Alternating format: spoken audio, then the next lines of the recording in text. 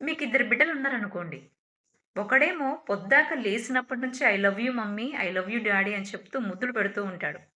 అయితే మీరు ఏదైనా ఒక పని చెప్పినప్పుడు ఏదో ఒక సాకు చెప్పి వాడు ఆ పని చేయకుండా తప్పించుకుంటాడు. ఇంక రెండవ కుమారుడు గురించి ఆలోచిస్తే వాడు ఐ లవ్ యూ చెప్పడు, ముద్దులు పెట్టడు.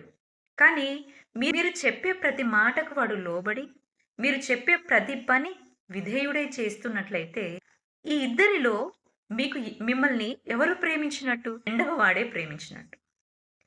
ఐ లవ్ యూ అమ్మా, ఐ లవ్ యూ నాన్న అన్నంత మాత్రాన సరిపోదు.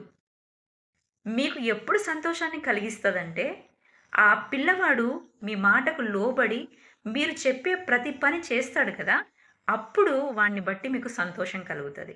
దేవుని విషయంలో కూడా మనం పొద్దస్తమానం యేసయ్యా, యేసయ్యా అన్నంత మాత్రాన ఆయనకు సంతోషాన్ని కలిగించదు.